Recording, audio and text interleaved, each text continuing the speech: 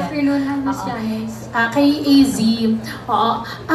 Aside from the story of your life na na-share mo sa PBB, gusto lang din namin malaman, AZ, ano ba yung totoong AZ bago ka nag-join sa PBB at ano yung mga nabago ngayon na sikat ka na bilang artista? Bago ako pumasok ng PBB, I've shared this a lot of times inside the house and even sa audition ko ng PBB na before coming in, I was very, not very self-conscious, like insecure talaga ako. Like, grabe talaga ako mag-overthink, self-doubt. I always look down on myself. Wala akong tiwala sa sarili ko. Pero now, after PBB, after sa mga pinagdaanan ko sa bahay ni Kuya, after sa mga tao na nakilala ko dun sa bahay ni Kuya, because of their support, yung love nila, yung friendship na nabuo namin, I've started to have more trust in myself. I started to see more of what I can do, especially sa mga challenges ni Kuya. Mas nakakakita ko ng, oh my God, kaya ko pala to. Oh my God, pwede, like, may nagagawa din pala ako. Like, bakit ganito yung isip ko sa sarili ko? So, I had a lot of realizations inside the house. And, ayun, nadala ko na siya up until here sa outside world. And, di ba, before overthinker ako, ngayon wala na akong masyadong iniisip. Sobrang at ease na talaga ako ngayon. Sobrang, presence of mind, sobrang present ako with what's happening, and very peace of mind na, like, full of peace na talaga yung utak ko ngayon. Ang ganda-ganda mo naman, almost perfect na talaga, no? Pero, saan nanggagaling yung insecurities mo? Yung insecurities ko before, more on questions sa sarili ko on what I can do. Kasi ayoko yung ganda-ganda lang. I want to do something more. So, yung gusto ko may substance, na may ambag ako, na may magagawa ko, na makikilala ko na hindi lang siya maganda, kaya niya din to.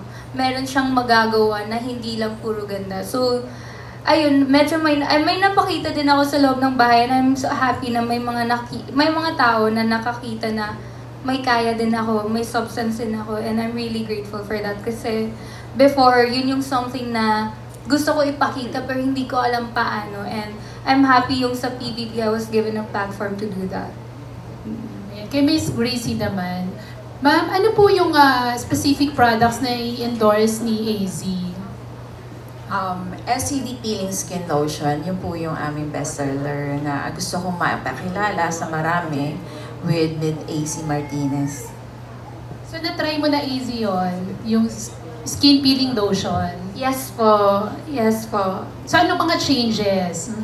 Of course, naka-brighten talaga siya, naka-glow siya ng skin. Kasi hindi lang siya for face, also for body. So, ang dami nagsasabi na medyo pumuputi na naman ako, ganun. So, ayun kasi sa loob ng bahay, umitim ako. Diba lagi kami nasa ilalim ng araw, sa mga challenges. So, after when I started using the peeling skin lotion, mas nag-brighten po yung skin ko and yung face ko, yun po. So aside from your skin, feeling mo ba okay ka na? Or if given the chance na may ipa-enhance ka pa, may gusto ka pang ipa-enhance sa sarili mo? Wala na po. Okay na po ako. Ayun. At last na lang, yung naitanong ko kanina, di ba, about the story of your life. If given the chance din na ma-offer ka na ipalabas sa sa magpakailanman ng buhay mo, willing ka ba at anong highlight naman ang i-share mo? If given the chance for magpakailanman, yes po. That's a nice opportunity. And then if it's a way na I would look back also and watch that and think about yung mga pinagdaanan ko, and like to show other people more of what my story, bigyan pa sila ng visual talaga para makita talaga nila kung paano. Yes po. And if I'm gonna share like yung certain highlights, siguro more on my family, sa parents ko, and of course sa self ko, more yung ganun po. It goes around that, yung sa parents ko, family kami ng kuya ko, and how I got into my career, how I became this one. Thank you and good luck. Thank you po. Thank you for the wonderful question. Anyone else? Cesar. Hi, Miss Gracie. Miss Gracie, my question po is, how's the competition in the market po right now? Kasi ang dami na rin pong yung community po ng ng skincare product po. Kumusta po ang competition po sa market po dito sa Pilipinas? Very tough, pero ang inilalaban po kasi namin is yung effectivity and authenticity of the product. Kasi pag ginamit po ito ng isang customers namin, is a word of mouth. Hindi lang po through marketing namin, na i-recommend na po kasi siya ng mga gumagamit.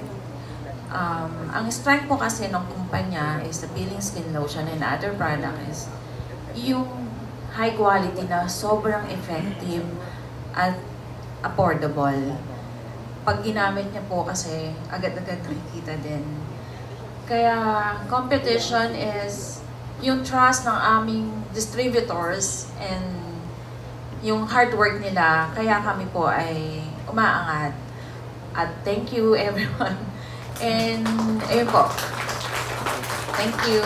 And for the clarification lang po, no, si Lobby po, mananatili po siya sa inyo as endorser. Additional lang po si Yes sir.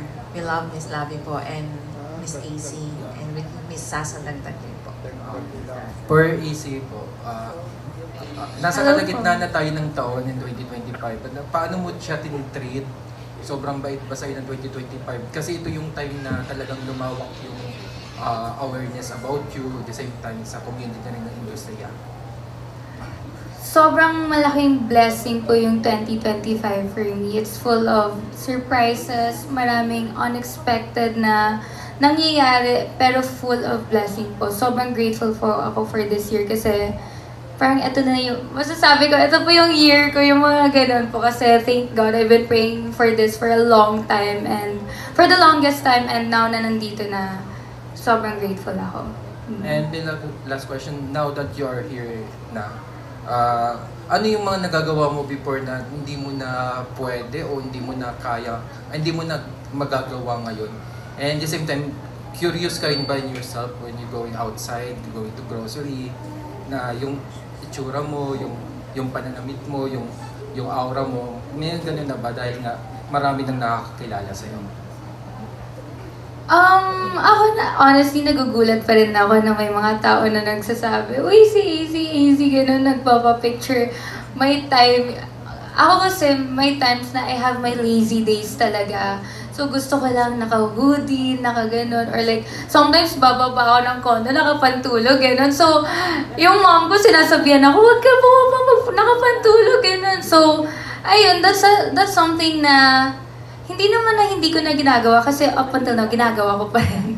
So, ayun, wala masyadong changes po. I'm still, the same kung paano ako before, kasi I always wanna stick kung paano po talaga ako.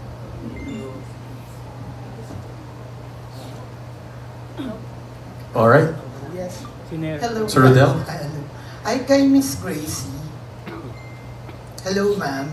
Hello, sir. Nababasa ko po kasi na nagsimula daw talaga kayo from scratch talaga.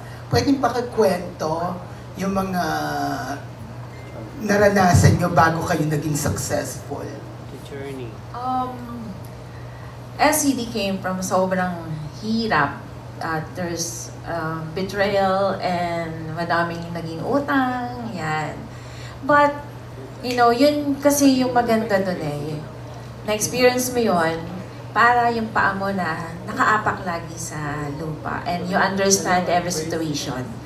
Marami nag-bypass, pero ako ayoko kasi ginagawa yun.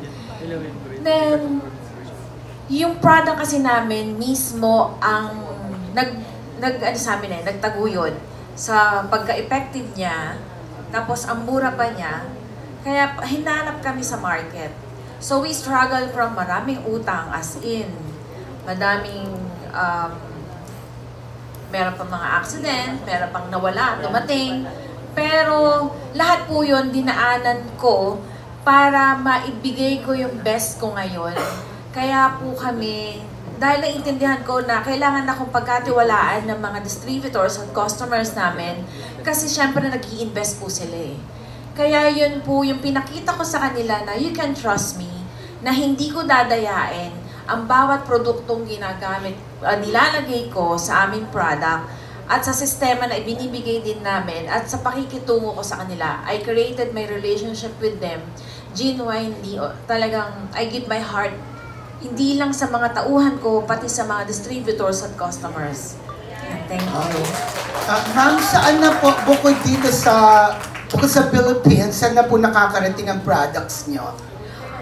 International po. Meron po tayo sa UAE, sa Malaysia, sa Japan, at marami din po kasi even sa Africa nakakarating po kami. Wow! Opo, marami nagme-message na kasi syempre ako maitim ako eh. So alam ko kung pag maitim or hindi makinis, yung sa Africa, ayun, makinis na po siya.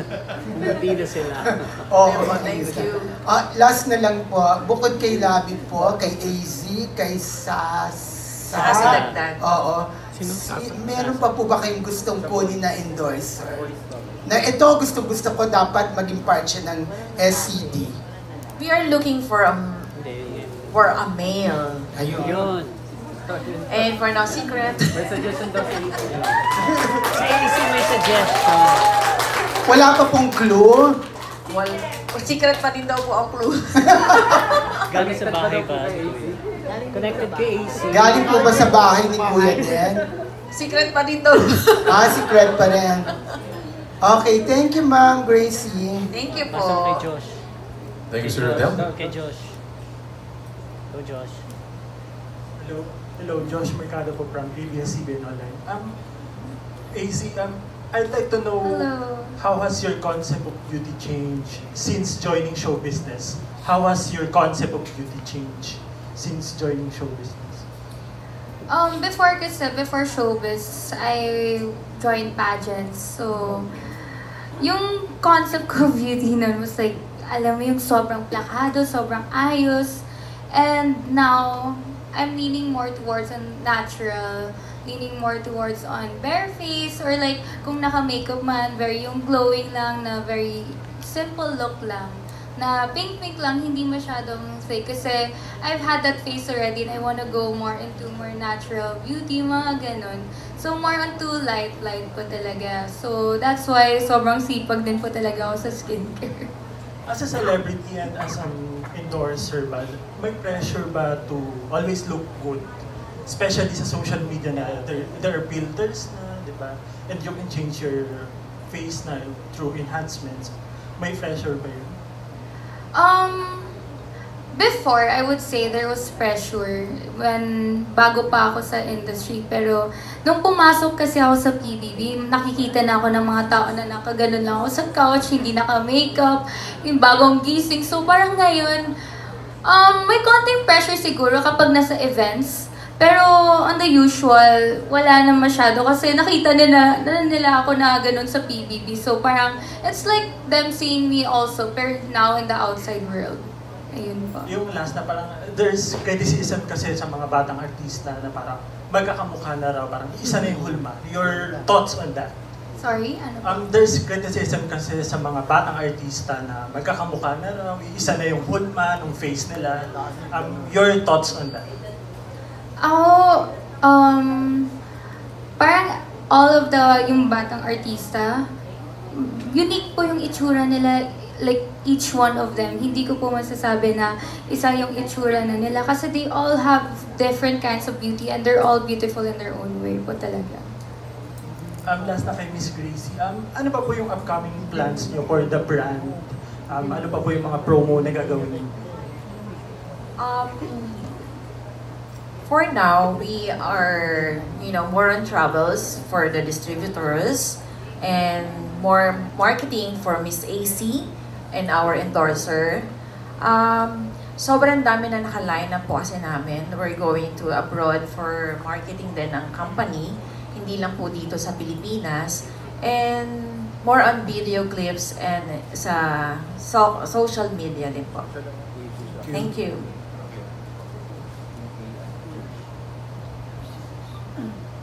All right. Jimmy. Hello, good morning or good afternoon. Nurse po from gmanetwork.com. Hello po. For Miss Gracie muna. Miss Gracie, paano nakatulong yung mga celebrity endorsers ninyo sa tingin nyo yung sa products ninyo?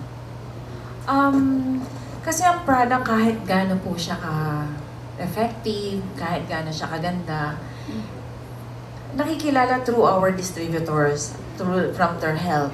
Siyempre, gusto ko na mas matulungan ang mga distributors namin para makilala.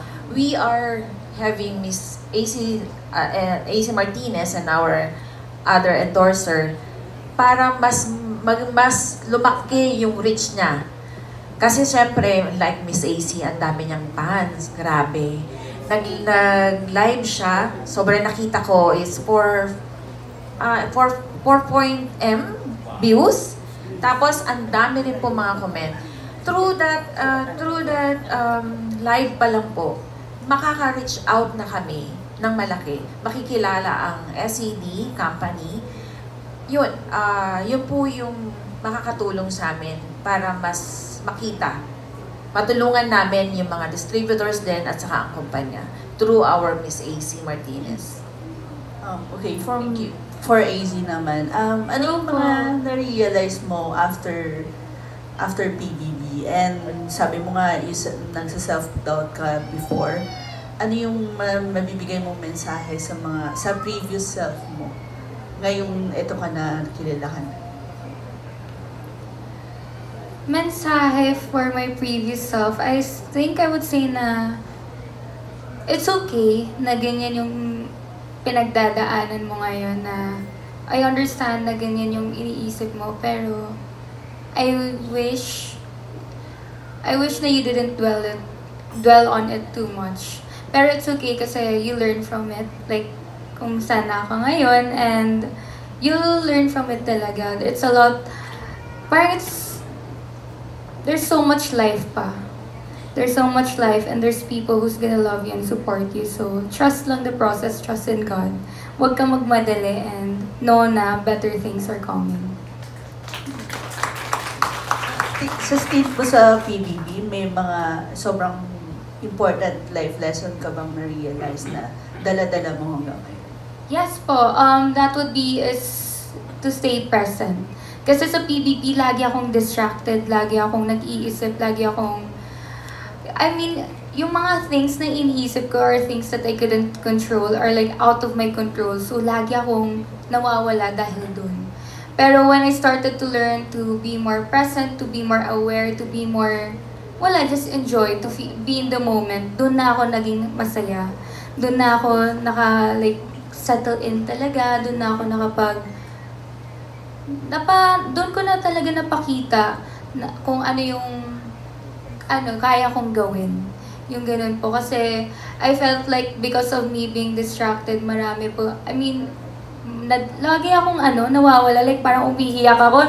Nakita ko yung mga memes, no, nag-house tour ako, umiiyak. So, lagi na lang ako umiiyak, and kahit ano na lang yung mga naiisip ko. So, ayun, staying present really helped. And of course, I found the best people. I found the family inside there. So, happy ako na up until now, sobrang close pa rin po kami.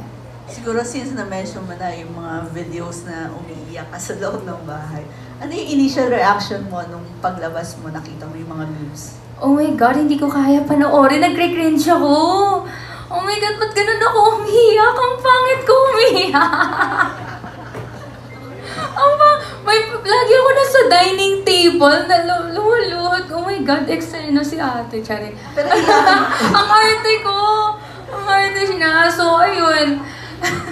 Madali ka ba talagang maiyak or iyakin ka ba talaga in real life? Nagulat ako sa loob ng bahay kasi hindi po talaga ako umiiyak sa labas. Like, before coming inside PBB, kahit pagalitan ako ng mom ko, hindi ako umiiyak. Ang tigas-tigas ko, gaganon ako sa kanya. Pero doon sa loob, ang bilis ko umiyak. I think it's because mas in touch kami with our emotions, kami lang nandun, and all we do is talk about ourselves, and parang doon ko talaga doon ko na inallow yung sarili ko to be open sa mga totoong nararamdaman ko, sa totoong iniisip ko, kasi outside of the house before, lagi ko na lang tinatakbuhan yun. And lastly, ano na lang yung nililook for mo or ina-expect mo na after PBB? After PBB, aside from hanging out with the other housemates, of course, I'm looking forward to more projects, more blessings, and ayoko i-spoil, pero a lot more of blessings po. Ayun po. Salamat. Thank you po. John Montanilla, GMA Barangay LS, Hataw and Showbiz. Kay Miss Gracie, Ma'am Gracie, kanina na-mention mo about international branches. May chance ba na dalhin niyo si AZ sa mga international branches natin para mas ma-promote pa? We love to. If given a chance, we will bring her sa mga ina-attendan namin na like sa Japan and sa Hong Kong. We love to bring her para makilala din po siya ng ating mga other customers. Thank you. Thank you. Kay AZ naman, AZ, ano pakiramdam pag bukod dito sa Philippines? May chance na mag-abroad para ma-promote yung SET? Of course, I'm so excited kasi it's been a long time na hindi na ako nag-abroad. Tapos, plus kasama ko pa yung first na-reveal namin, na-launch namin, na endorsement. So, sobrang excited po ako niyan. And, kasama ko si Miss Gracie. For sure, maraming chikahan, maraming food trips. And, of course, I'm so excited to meet talaga the other distributors sa international branches, yung mga customers there. And I wanna explore more together with Miss Gracie po. So, ayun. So excited. And my next question, AZ, kanina na-mention mo yung pagpapageant. Maganda ka, ang galing mo sumagot. May plans ka ba mag-join ng mga big national pageants like Binibini, Miss Universe Philippines, o Miss World Philippines? As of now, wala pa po talaga yan sa plans ko. Kasi sobrang focus po talaga ako sa path ko ngayon, sa career ko ngayon, like, sa pag-acting sa showbiz. Kasi ito po talaga yung pangarap ko. Ito po talaga yung kinukulit ko dati pa. Like, akala ko pangarap lang na hindi mangyayari. Pero ayun nangyari. So I really wanna enjoy it and I really wanna make the most of it. Pero who knows? Hindi naman po close yung doors ko for pageantry. Maybe after a few years, if there's an opportunity or if mag-iba yung plans ko. Pero right now, I wanna stay in this career po. So, sayang kasi. Pero if ever, anong crown yung gusto mo? Of course, Miss Universe po. Or Binibini din. Kasi iba din po talaga yung Binibini and Miss Universe. I wanna try both. Kasi before, when I was in pageantry pa, yung nagbi-beauty queen pa ako, I've always wanted to try Binibini and then maybe after mag-Miss Universe. Ayun po. Pero sino yung na-idolize mo mga beauty queens natin? And why? Of course, si Pia and si Catriona. Kasi, grabe, iba talaga yung dating nila, iba talaga yung impact na dala nila. I remember watching si Miss Catriona nung nag-Miss Universe siya. Sobrang hanga ako on how she answers, how she puts so much feeling sa sagot niya. As in, like, coming from the heart talaga. And that's what I really want to see in a beauty queen, na yung mga sinasabi, galing talaga sa puso at sa mga belief nila. Yun po. Ayan. Hintayin ka namin and susuportahan ka namin. Thank you po. And congratulations, Miss Gracie and AZ. Thank you po. All right. Is there anyone else who would want to ask AZ a question?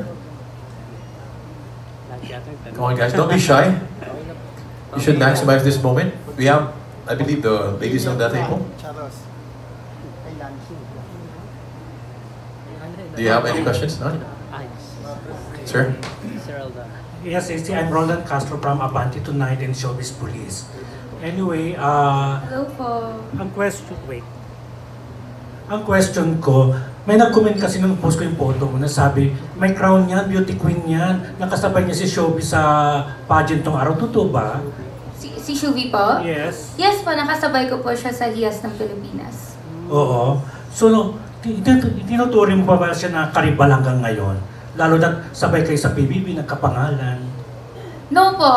Honestly, I've never seen Shuvi as a competition po talaga. And nung nag-pageant kami, we were friends. Although yung close ko po nun si Dean, kasi siya, and then si Dean, close niya din si Shuvi. So kaya po kami nagkasama-sama nung sa Hiyas. And then nung sa PBB, we actually got in Sparkle together. I saw her during auditions and sabay-sabay kami nag-workshop. So we really had a bond, and then there was a time na we had our own separate lives lang kasi she got busy and I got busy also. And sa PBB, parang doon po kami nag-reconcile and parang we got to bond again. We got to see each other again. So no po, I've never seen her sa competition po talaga. Okay. Tapos, anong rating mo sa SCD product sa scale ng 1 to 10? Of course, 10 na po yan! 10 na po yan! Ayan. At syempre, ang sundot ko, yung reaction mo naman sa scale ng 1 to 10, 20 ang binigay sa ni Raul.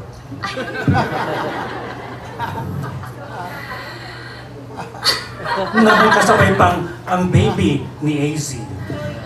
Wow, mukhang ganun na. Johnny, joke lang. Okay. Nagulat din po, Jerry. Joke lang. Diba, matapang na siya ngayon, tumatapang na siya. Tatapang din kaya ako, Jerry. Oo nga, tapatan mo. Sige po, another concert. Ayun. Anyway, Ma'am Gracie, nandun pa rin ba yung ano mo? Kasi natatanda ko na sa Tambadis kami, sinabi mo, isa sa mga target mo na maging endorser ay sina Piolo Pascual at Heart Evangelista. Yun. Nandun pa rin ba yung, ano mo, yung aim mo na makuha sila? Yes po, andun pa rin naman po. Pero kontento ka na ngayon sa mga PBB? Oh, yes, sobra. Lalo na Gen Z. We want to endorse our products sa Gen Z. Yun. Anyway, thank you, Madam, and good luck. Thank you. All right. Thank you so much, guys. Is there any more?